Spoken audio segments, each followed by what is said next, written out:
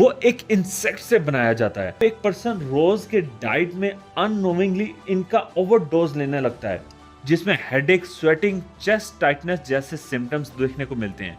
इनका over use health के लिए खतरनाक हो सकता है। दोस्तों, जब आप कोई चिप्स का पैकेट, चॉकलेट बार या कोल्ड ड्रिंक्स खरीदते हैं तो उसके इंग्रेडिएंट लिस्ट में आपने कुछ अजीब से कोड्स देखे होंगे, जैसे E102, E330, E621। आखिर ये ई क्या है? क्या ये नंबर सिर्फ कोड्स हैं या इनके पीछे कोई बड़ी सच्चाई छुपी हुई है? आज हम बात करने जा रहे हैं ई इंग्रेडिएंट्स की, जिन्हें फूड एडिक्टिव्स भी कहा जाता है। ये वो केमिकल्स या नेचुरल कंपाउंड्स होते हैं जो खाने के आइटम में कलर, टेस्ट, शेल्फ लाइफ या टेक्सचर इंप्रूव करने के लिए डाले जाते हैं। लेकिन हर ई नंबर सेफ नहीं होता। कुछ एडिक्टिव्स हेल्थ के लिए हार्मफुल भी हो सकते हैं और यही बात हर कंज्यूमर को जान लेना चाहिए। चैनल को सब्सक्राइब नहीं किया तो सब्सक्राइब करके बेल आइकन को भी क्लिक कर दें ताकि आपको आने वाली वीडियोस का नोटिफिकेशन मिलता रहे। सबसे पहले बात करते हैं E100 टू E199 सीरीज की। ये मोस्टली फूड कलर्स होते हैं, जैसे E102, जिसे टार्टराइजाइन कहते हैं। ये एक सिंथेटिक येलो कलर है जो सॉफ्ट ड्रिंक्स, कैंडीज और चिप्स में यूज होता है। रिसर्च के मुताबिक E102 हाइपर एक्टिविटी, एलर्जी और एस्थमा के जैसे इफेक्ट्स ट्रिगर कर सकता है, स्पेशली बच्चों में। फिर आता है E200 टू E299 का ग्रुप, जिसमें प्रिजर्वेटिव्स होते हैं। ये फूड की एक्सपायरी बढ़ाते हैं, जैसे E211 यानी सोडियम बेंजोएट। ये फ्रिजी ड्रिंक्स और सॉसेज में यूज होता है, लेकिन जब ये विटामिन सी के साथ रिएक्ट करता है तो कैंसर कॉजिंग कंपाउंड्स बना सकता है। WHO के मुताबिक इनका ओवर यूज हेल्थ के लिए खतरनाक हो सकता है।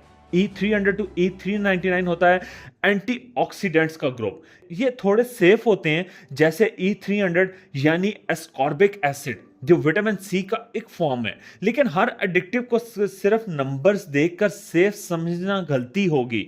हमेशा पूरा नाम और उसका असल सोर्स देखना चाहिए। सबसे कंट्रोवर्शियल ग्रुप होता है E620 टू E650, जिसमें फ्लेवर एनहेंसर्स होते हैं, जैसे E621 यानी मोनोसोडियम ग्लूटामेट MSG। ये चाइनीज फूड, इंस्टेंट नूडल्स और सीजनिंग में कॉमनली यूज होता है। इसका excessive use Chinese restaurant syndrome cause करता है, जिसमें हेडेक, स्वेटिंग, चेस्ट टाइटनेस जैसे सिम्टम्स देखने को मिलते हैं।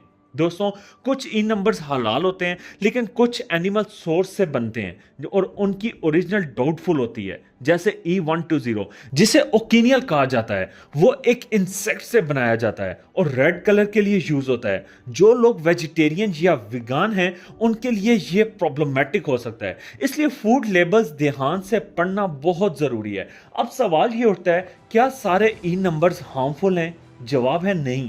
यूरोपीय यूनियन और FDA ने बहुत से ई नंबर्स को सेफ डिक्लेयर किया है, अगर उन्हें स्पेसिफिक लिमिट्स में यूज किया जाए। लेकिन प्रॉब्लम तब होती है जब एक पर्सन रोज के डाइट में अननोविंगली इनका ओवरडोज लेने लगता है।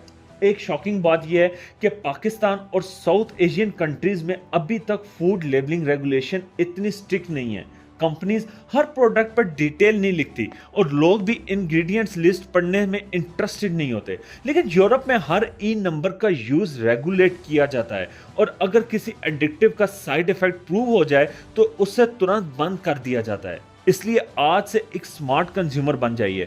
जब भी कोई प्रोसेस्ड फूड आइटम खरीदें, उसके पिछले साइड पर इंग्रेडिएंट्स जरूर पढ़िए। अगर आपको ई नंबर समझ नहीं आता तो गूगल करें या ट्रस्टेड लिस्ट से क्रॉस चेक करें। हेल्थ एक्सपर्ट्स का कहना है कि अगर किसी प्रोडक्ट में 4 से ज्यादा ई नंबर्स हैं तो उसका रोजाना इस्तेमाल अवॉइड कर दें। तो दोस्तों, आप क्या सोच रहे हैं? क्या आप रेगुलरली ई इंग्रेडिएंट्स वाले प्रोसेस्ड फूड खा रहे हैं? आपके ख्याल में क्या लोगों को अपने खाने के अंदर छुपे ये केमिकल कोड के बारे में ज्यादा अवेयरनेस होनी चाहिए? कमेंट्स में जरूर बताइएगा। आपसे हर ई नंबर पर नजर रखिएगा। और अगर ये वीडियो इंफॉर्मेटिव लगी हो तो लाइक करें, शेयर करें, सब्सक्राइब करें। सुनो जरा फैक्ट्स को, जहां बाइट के पीछे छुपी सच्चाई रिवील होती है। अपने प्यारों का और अपने मुल्क का ख्याल रखिए।